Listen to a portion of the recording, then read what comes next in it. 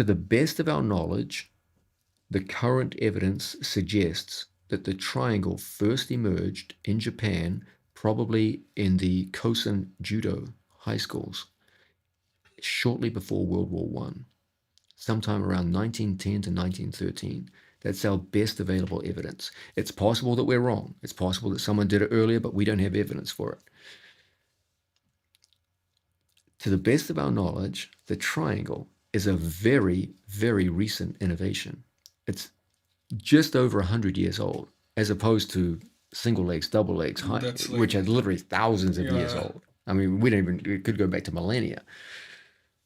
That's the craziest thing. Now, think about those dates. That's 1913. Now, what was invented before? How many things have been invented before 1913? Humans had powered flight before that. The Wright brothers flew years before that happened. By 1913, we had guys were flying long distances. They were putting guns on aircraft and shooting each other.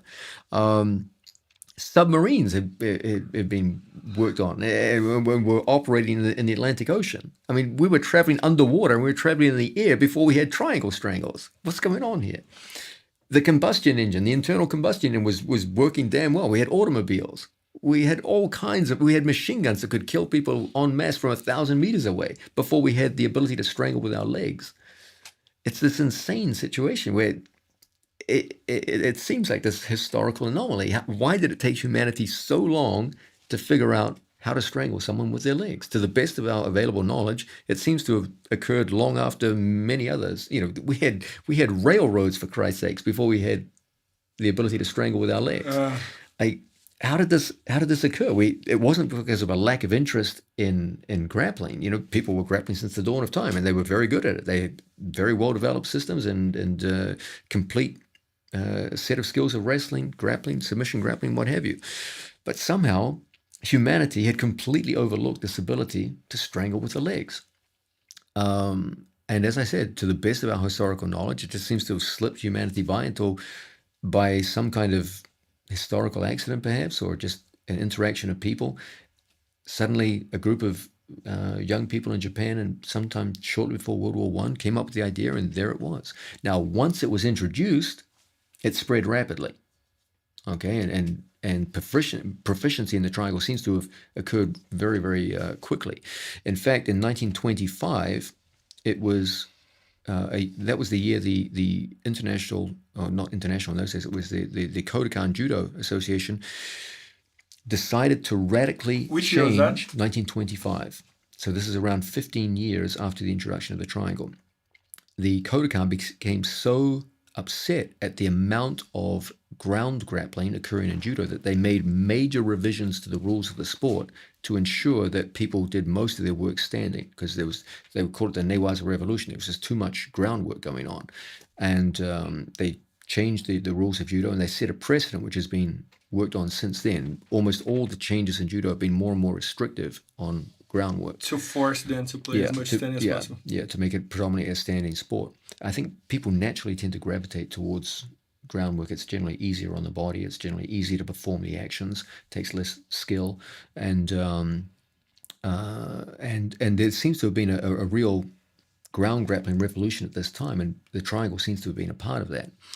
Now, something very interesting to consider is that Maeda left for overseas before the invention of the triangle. I believe he left in the early 1900s. He originally went to the United States, and then he vacillated between Europe and Brazil as he traveled around.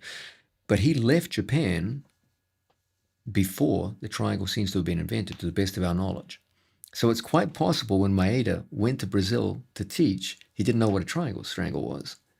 That's crazy just to think of that. Now, that doesn't mean that he didn't find out later. Maeda traveled a lot, and he interacted with a lot of other grapplers.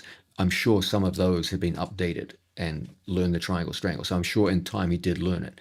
But it would appear at the time that he was teaching in Brazil, when he first went in, there's a very high likelihood he didn't know what a triangle was. And I'm curious. Maybe there's historians of Brazilian Jiu-Jitsu out there. I hope so. Maybe they could figure out, did he actually transmit the triangle to the early Gracies? Did they have one? To the best of my knowledge, I've never seen a photograph of Elio or any of the other Gracies performing a triangle before the 1970s.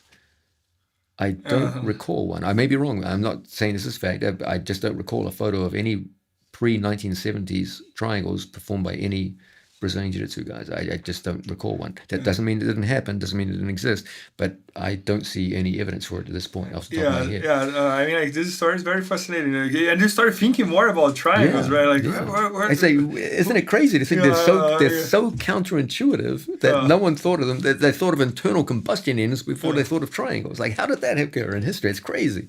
So you've got to start asking yourself, what does that mean for us here today? What is it, if it's so damn counterintuitive and so it took humanity so long to figure it out? What does that mean for us as individuals? Does it mean that the triangle is somehow the most difficult of all logs? That it's one that it occurred as some kind of historical accident? And if it took humanity so long to figure out, is it one that we shouldn't really focus on? It's too complex.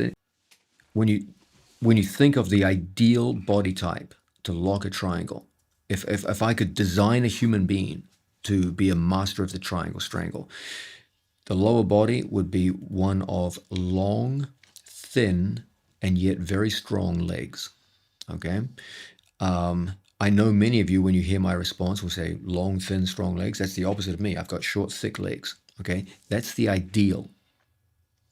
That doesn't exclude you from excellence in the use of the triangle stranglehold. It just represents an ideal.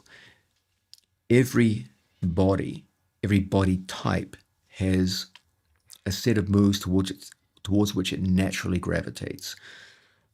But the historical record is full of great athletes who defied people's expectations based on their body type as to what they would be good at. You can be one of these too. Yes, the length of your legs does play a role in your ability to lock a triangle. It is, in my belief, an advantage to have long, thin legs. And if I was going to design someone to be a triangle expert, yes, that's what I would go with. Nonetheless, don't sell yourself short. There are going to be a large number of instances where you will be able to go far beyond what you thought you were capable of with your physique and get through to a triangle win. I assure you of this. The number one determinant of whether or not your legs are long enough to get the job done on an opponent who's broad through the shoulders or what have you is not the length of your legs. It's the alignment and positioning of your body. In particular, what needs to happen is you need to expel your opponent's shoulder or exclude your opponent's shoulder from the lock of your triangle. As much as possible, you only want to incorporate your opponent's neck and one arm into the lock of your triangle. The moment you start incorporating more of his body mass than just the neck and the arm, that's when the problems start. When you're trying to strangle both his neck, his shoulder girdle, and his arm, that's a problem. Then short-legged people are going to be shut out. But if you can always manipulate your body positioning and angle to only lock around the neck and one arm and be disciplined in your application of this, you are going to shock yourself with how many times you can apply a stranglehold, even on people you didn't think you could do so. Is your body type ideal? No. However, you can still be highly proficient in the use of triangles, especially within your own weight class with someone who's not 2, 3, 4 weight classes above. I've had many students who had quite short legs. In fact, I'm one of them myself. I'm 5 foot, just a little shy of 5'11". I always lie and say 6 foot, so I'm kidding. And I have short legs for my height. And so my body is far from ideal. I also have a hip replacement, which makes flexibility something of an issue. And I also have a crippled leg that doesn't even straighten. And yet I can lock triangles on people considerably bigger than myself just through good alignment. Would I go first for a triangle on someone who was 6'5" and had shoulders like Gordon Ryan? No, I wouldn't. There's other things I could do. But anyone within my own weight category or 1 or 2 above, absolutely, it's a move I would employ.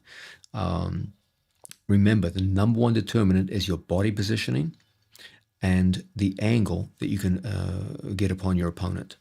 Number 2 is a surprising one. People who are very generously built through the stomach and their waist is perhaps a little wider than they ought to be have a difficulty bringing their knees to their chest, and that turns out in many cases to be more of an impediment to your ability to lock a triangle than the length of your legs. If you ask me to put in order of importance what will stop you from locking a triangle, I would say number 1 by a landslide is bad body positioning and angle. Number 2 is excessive waist size. And number 3 is short leg length. Now, only one of those 3 is something you can't change. You can't change the length of your legs, but you can change the size of your waist, and you can definitely and quite easily change the body position and angle when you go in to apply a triangle. So there's 3 factors ranked in order of importance. And of those 3, the 2 most important, you are fully in control of. And the 3rd that you don't control is the least important. So keep that in mind. Yes, leg length does play a role, but not nearly as much as most people would have you believe. Okay? Work a lot on the study of angle and positioning and keep your waistline under control, and you'll find you can triangle a lot of people that you previously thought were impossible. The world is full of short people who had a formidable triangle. One of my mentors was Matt Serra. Now, he has very short legs, and he had a formidable triangle because of good body positioning. Nicky Ryan is not a tall athlete. He's got one of the best triangles I ever saw. A good friend of mine and an even better friend of yours is Marcelo Garcia. Now, Marcelo has a really good triangle. Has a damn good triangle. He never got any glory for his triangle. I think only once in ADCC finals he hit it. So no one ever talks about Marcelo's triangle. Marcelo has a damn good triangle. Yeah, I know. And I always say that what impressed me the most about Marcelo is that, for example, you see, for example, in my case, I'm good with half guard, I'm good with over underpass. Marcelo is the type of guy that there are like 20 things that he's really good. It's like X guard, one leg X guard. Unfortunately, people they think he's good at like 3 or 4. They think, oh, he rear naked strangle, arm drag, and he has like 15 topics or 20 topics. And triangle is one of them. That's true. People don't talk so much about his triangle. Yeah, it's really tight. When he closes the triangle, he can do anything. Yeah, another student of mine who was very proficient in a triangle and his body type wouldn't suggest it was Eddie Cummings. He had a great triangle. He never got a chance to show it in competition because he was always heavy on the legs, and that's where most of his victories came from. Short guy, short legs, great triangle. Nicky Ryan, another one. Marcelo Garcia, another. Matt Serra. So we're pulling up names of guys. You look at their body and you're like, how is this guy locking triangles? Okay? All of them had short, chunky legs. And yet all of them had formidable triangles. It has to do much more with your body positioning than it has to do with your leg length. Yes, I'm not going to lie to you. I'm not going to tell you fictions to make you happy, but leg length does play a role, but it's 3rd in line as to what's most important. And the 2 things that are ahead of it in the line are things you directly influence yourself. The one thing you can't change, your leg length, is the 3rd in the of the factors involved, and in my opinion, the least important. Well, John, a lot of our listeners are going to want to get better at the triangle. Were there any drills that you had your guys who got really good at it too, or any focus that you a drill which helped me a lot in my early development is I would often have someone start on my close guard and just post their hands on my biceps. And I would shift side to side and lock triangles without the use of my hands, so that I had to learn dexterity and coordination with my legs alone. I wouldn't let my hands assist me. And I often have my students work drills where they're not allowed to use their arms.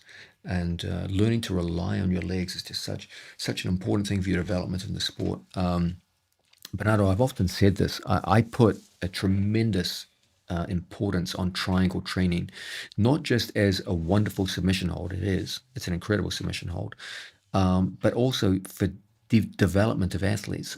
When I teach beginners, one of the first things I make them work on is triangles. Remember, my impression of jiu-jitsu is that it's ultimately jiu-jitsu is a battle of my legs versus my opponent's upper body. That's everything we try to do. The triangle is the quintessential example of this. It's a very direct expression of my legs fighting a limited part of my opponent's upper body. So the better students get at triangles earlier, overall, their trust in their legs and their willingness to engage opponents with their legs first and everything else second increases. If you take a room full of 100 beginning white belts and you just work 50 of them on triangles, and you work the others on a mix of upper body and lower body, I guarantee you in the long run, those who worked on their triangles predominantly will be more active with their legs and will be what I call a leg-centric grappler rather than an arm-centric grappler. Okay. The function of my training programs is to make athletes leg-centric. When you have a guy who's leg-centric, their development in jiu-jitsu is always superior to someone who's arm-centric. The hardest thing to do is to take a 35-year-old man in the sport of jiu-jitsu who's used his arms for everything his whole life and only uses his legs for walking and convince him that he's going to have to go out and fight people with his legs from his back. That's the toughest test for a jiu-jitsu coach.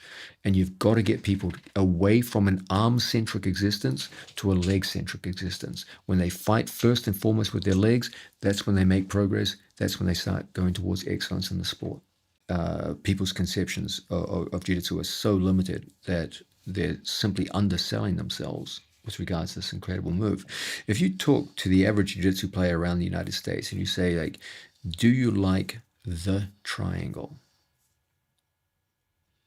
So where you can see them thinking, their response is always based on one triangle. I agree. The triangle from the front. Yeah. Okay, normally employed from guard, but also Yeah. can be employed from top position. There are 5 major forms of triangle that you can use. 5. So even the question, do you like the triangle, is a stupid, naive question. Can you mention 5 ones? Yeah, there's a triangle from the front, the one that everyone knows, the one Yep. which is stylistically the most important in competition. From the back. There's a triangle from the back, the Ushiro Senkaku. Okay, the triangle from the front is Omote Senkaku, front triangle. The triangle from the back is Ushiro Senkaku. We also have what I often refer to as Hantai Senkaku, or opposite-sided triangle, where you lock the triangle from the front in what appears to be the wrong way. These 3 triangles are strongly linked to each other. Whenever you have one, you always have the other 2. Just by shifting angle, you can go from one to the other. So they form an incredible set of combination attacks. Then we have a second category of triangles, Yoko Senkaku, the side triangle, which is very popular in the sport of judo. Got it. And then we have Gyaku Senkaku, the reverse triangle. And The these reverse 2 are one? linked. The reverse one is the one that broadly seen was very well known, right? Yes, that's correct. Yeah. Yes. You don't see that one so often, but it's a very, very valuable addition to the arsenal. So really, in answer to your question, Michael, there are 5 triangles out there. The overwhelming majority of students in the sport of jiu-jitsu today only use 1 out of 5. Now, granted, the one that they use is, in my opinion, the most high percentage, the most important. But still, they could be doing so much more if they had 5 tools to work with instead of 1. Think about a carpenter who's limited to the use of 1 tool. How good can his work be? Versus a carpenter who has 5 distinct tools, each one for a different purpose. Of course, one is going to do higher grade work than the other. If you have a multiplicity of tools, you're going to do generally finer work than someone who's limited to a single tool. One of the great themes that I want to push in this video is that jiu-jitsu players could greatly increase their success rate and their output with the triangle submission if they expanded their mindset from one of the triangle, 1 triangle, to triangles, 5 triangles. And you'll see, I believe, my students have had tremendous success, for example, with Ushiro Senkaku, the triangle from the back. And people, I think, are now starting to use this more. It's becoming something that people are looking for more in competition. Especially in the EBI events, right, when they Yes. start in the back. Yeah. So we'll try to expand people's mindset. Is that, there's 5 triangles to work with. Use all 5. Why limit yourself to 1? Subscribe for more and check the description and pinned comment for deeper study.